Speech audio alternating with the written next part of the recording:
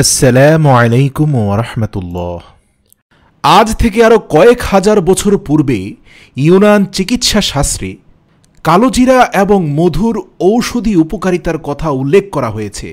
শুধু তাই নয়, মেডিকেল সায়েন্সের জনক ইবনে সিনাও বলেছেন সকালে খালি পেটে মাত্র 7 দিন কালোজিরা ও মধু খেলে শরীরে আশ্চর্য কিছু উপকার হয়।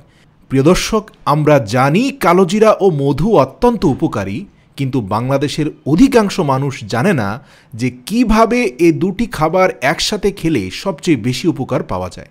আজকের ভিডিওতে আমরা সে বিষয়টা আলোচনা করব। শুরুতে বলে রাখি, কালোজিরায় রয়েছে অ্যান্টিমাইক্রোবিয়াল এজেন্ট, অর্থাৎ শরীরের রোগ জীবাণু সরাসরি ধ্বংস করতে পারে এই এজেন্ট। এই উপাদানের জন্য শরীরে সহজে সংক্রমণ রোগ বা ছোঁয়াচে রোগ হয় না।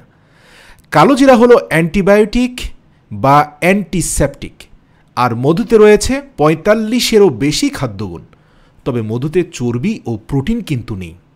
মধুর অ্যান্টিমাইক্রোবিয়াল, অ্যান্টিব্যাকটেরিয়াল উপাদান দেহকে যে কোনো সংক্রমণ থেকে রক্ষা করে, এমনকি রোগ প্রতিরোধ ক্ষমতা কয়েক গুণ বাড়িয়ে দেয়। মধুতে আরও অনেক গুণ রয়েছে। তার মধ্যে অন্যতম একটা গুণ হচ্ছে মধু হাঁপানি, শ্বাসকষ্ট কমাতে খুব দ্রুত কাজ করে, এবং কালোজিরার তেলেও কিন্তু এই একই গুণ রয়েছে। ঠান্ডাজনিত যে কোনো অসুখ খুব দ্রুত সারিয়ে তুলতে পারে। কালোজিরা এবং মধু যদি সঠিক পদ্ধতিতে আপনি খেতে পারেন, তাহলে শরীরে সর্বপ্রথম যেটা ঘটবে সেটা হচ্ছে রোগ প্রতিরোধ ক্ষমতার এক শক্তিশালী দেয়াল তৈরি হবে।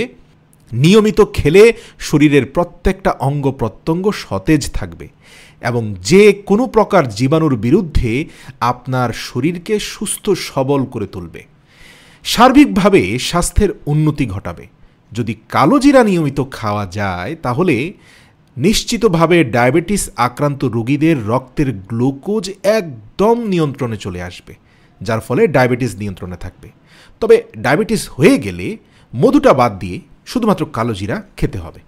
মধু শুধুমাত্র তারাই কালোজিরার সাথে খেতে পারবেন যাদের ডায়াবেটিস নেই। প্রিয় দর্শক, এবার আসুন কালোজিরা এবং মধু সেবনের সঠিক পদ্ধতিটা আমরা জেনে নিই। প্রতিদিন সকালে কালোজিরার 21টি বীজ এবং 1 চামচ মধু একসঙ্গে মিশিয়ে সেবন করতে হবে। অনেকে কিন্তু কালোজিরার তেল খান। যারা তেল খান তাদেরকেও বলে রাখি, খালি পেটে সকালে পানি পানের 30 মিনিট পরে এই কালোজিরা এবং মধুর মিশ্রণ সেবন করবেন। কালোজিরা খুব ভালোভাবে চিবিয়ে খাবেন। এ নিয়মে সকলেই খেতে পারবেন। টানা 1 মাস পর্যন্ত খেলেও কোনো ধরনের ক্ষতি হবে না। তবে যদি শরীরে কোনো ব্যথা থাকে, তাহলে আপনাকে সকালে এই মিশ্রণ সেবন করার পাশাপাশি রাতে শরীরের ব্যথা স্থানে কালোজিরার তেল মালিশ করতে হবে। মনে রাখবেন, তেল খাওয়ার চেয়েও মালিশ করার জন্য শ্রেষ্ঠ, আর সরাসরি কালোজিরাটা খাওয়ার জন্য শ্রেষ্ঠ। কালোজিরা তেল আপনার শরীরের জয়েন্টের ব্যথা এবং যে কোনো ধরনের বাতের ব্যথার স্থানে মালিশ করলে খুব দ্রুত উপশম পাওয়া যায়। এবং তার পাশাপাশি যারা কালোজিরা চিবিয়ে খেতে পারেন না, তারা অন্তত যদি আধা চামচ পরিমাণ তেলও খান, তাতেও কিন্তু আপনি যথেষ্ট উপকার পাবেন। বিশেষ করে আপনার বুকে জমে থাকা কফ থেকে মুক্তি পাবেন, শ্বাসকষ্ট কমে যাবে, কাশি থাকলে কাশিও ভালো হয়ে যাবে।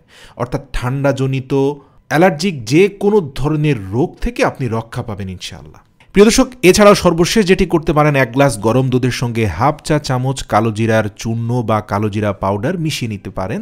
এটি খুব ভালো করে মিশিয়ে নেবেন। তারপর দুধ কুসুম গরম থাকা অবস্থায় তার মধ্যে 1 চা চামচ মধু মেশাবেন, যদি আপনার ডায়াবেটিস না থাকে, এবং সেটা আপনি সন্ধ্যাবেলা খেয়ে ফেলবেন।